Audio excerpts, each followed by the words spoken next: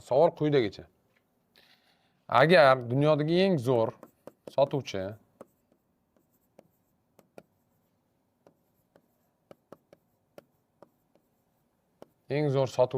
agar dunyodagi eng zo'r sotuvchi 100 ta sovuq mijozga qo'ng'iroq qilsa. Sovuq mijoz bilasizlar qanaqa mijozligini? Bilmasanglar tushuntirib qo'yaman. Sovuq mijoz bu siz faoliyatingiz va sizni manaqangiz haqida, mahsulotingiz haqida hech narsani bilmaydigan odam. Men aytdim 100 ta sovuq mijoz. 100 ta sovuq mijozga telefon qilinyapti. Eng zo'r sotuvchini olinyapti dunyo bo'yicha deylik. Haqiqatan ham bor shunaqa eng zo'r sotuvchilar. Okey, shularni oldik misol uchun. Va bu 100 tadan nechtasiga sota oladigan savol beryapman. Juda ham ko'pchilik mana bu raqamni aytishdi, 90% deyishdi. Davron aka dunyodagi eng zo'r sotuvchi 90% sotadi. No, haqiqat nimadan iborat? Agar dunyodagi eng zo'r sotuvchi даже 5 yoki 10% qila olsa sovuqlikligi, mana bu dahshat natija. Agar siz umuman siz haqingizda hech narsani bilmaydigan odamni, umuman hech narsani bilmaydi, eshitmagan ham даже siz ma'lum mahsulotingiz haqida kelib turib 5% ga sota olsangiz, siz millionersiz. Siz millionersiz. Siz точно millioner bo'lasiz.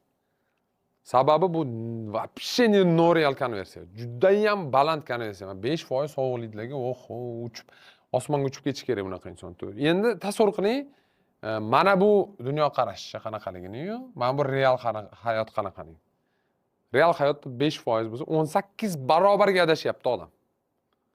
Odam dunyoni hisob-kitob qilganda 18 barobarga adashyapti. Ya'ni uni xayolida eng zo'r sotuvchi 100 ta odamni oldiga boradi-da, 100 tasidan 90 tasiga sotib keladi.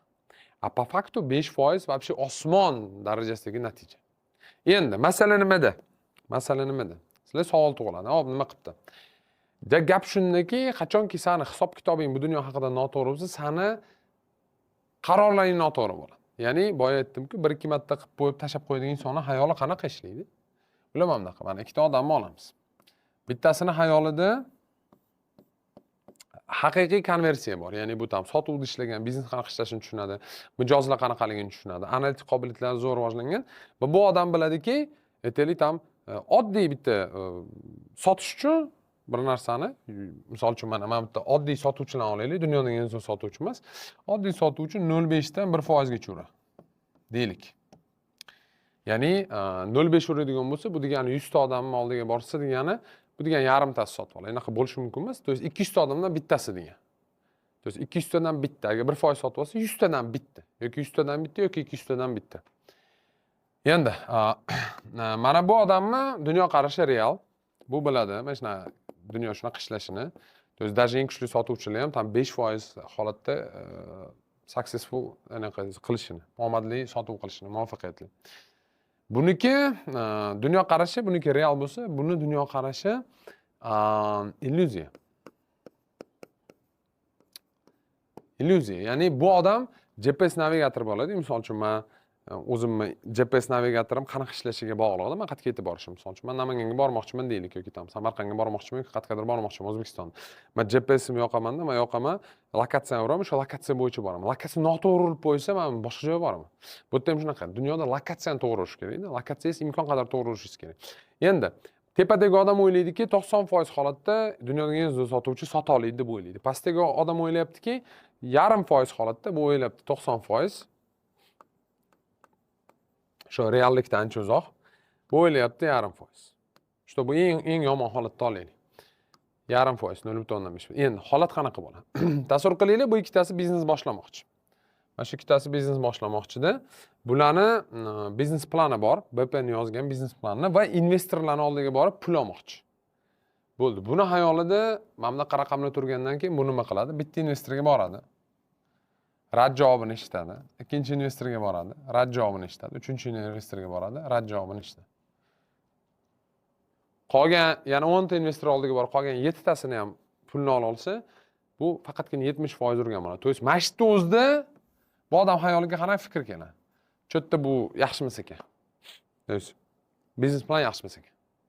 Ya'ni bu o'ylamaydi, что men bu foiz noto'g'ri yoki cho'ta 3 ta odam kirdim oldiga, ko'p ko'raman-da bunaqa narsani. Ish qidirgani borganda ham odamlar shunaqa. Men ish topa olmadim deydi.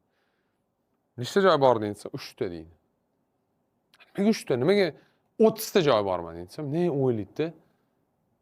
Endi deydi, bu 3 tasi olmagan bo'lsa qolgani ham olmaydi, shunaqa shekilli deb xayolda shunaqa. Endi men aytaman, men bilmayman deyman. Men bilmayman deyman. Men keyin misol keltiraman, ko'chada qizlarning telefon raqamini olyapsan, tasavvur qil deyman. Nechtasi beradi telefon raqamini desam, bilmadim deydi. 10 tasidan bittasi bersa beradi. Ish ham xuddi shunaqa, ja bo'lsa bitta joy oladi 10 tadan. Ja bo'lsa. Senga savol mayli, 50 ta joyga borsang hozir nechta ish toparding desam, "No, 2 ta" deydi. "A bor 50 ta joyga, ana senga 2 ta ish." Keyin xayoliga tepadi, o'zini xayoliga. Mana bu yerda mana shunaqada ras buli x bo'lsa, demak, buni taxmin qiladi, что qolganlari ham x bo'ladi. Yoki demak bu narsa ishlamas ekan. Endi tasavvur qiling, bu birinchi dunyoqarash. Ikkinchisi real dunyoqarash, real konversiya bilan. Mana bu odam bitta joyga bordi, rad. Ikkita joyga bor, rad. 3, rad. 4, rad. Tamam, aytaylik 38 rad javobi. Bu ketaveradi dalish. Chunki xayolda mana bu raqam. Chunki u 200 tadan bittada o'xshaydi deb o'ylayapti. Shuning uchun bu Key Performance Indicator haqida tushuntiraman bunda. KPI deydi.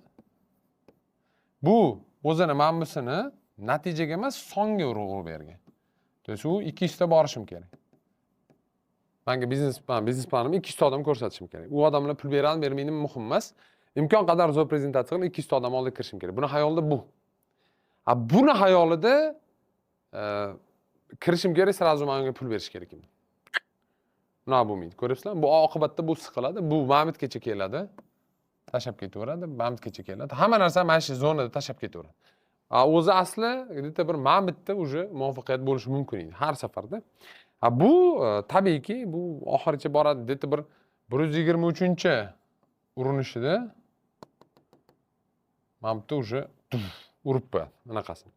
Va любой narsada shunaqa bo'ladi. To есть bu songa urg'u beradi, bu anaqaga urg'u.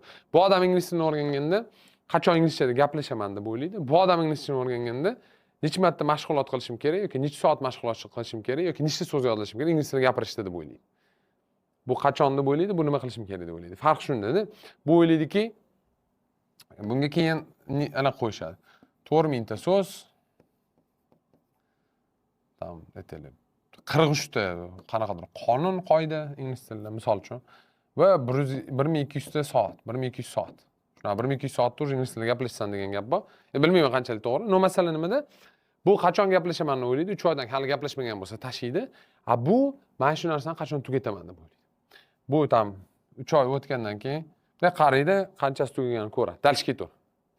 Siqilmaydi, boshqa narsa qilmaydi. Bu 3 oydan keyin bunday qarasa speaking o'zgarmagan. Bo'ldi, kerak emas ekan. Mana shu joyda tushunishinglar kerak. Mana shu farq borda. Ya'ni ko'ryapsizlar. Bu mana shu 1-2 degan odamlar, bular dunyoni analiz qilisha olmaydi. Bular dunyoda raqamlar qanaqa ishlashini yaxshi tushunmagani uchun mana shunaqa lavushkaga o'zini o'zi mana shunaqa qopqonga tushirib qo'yadi.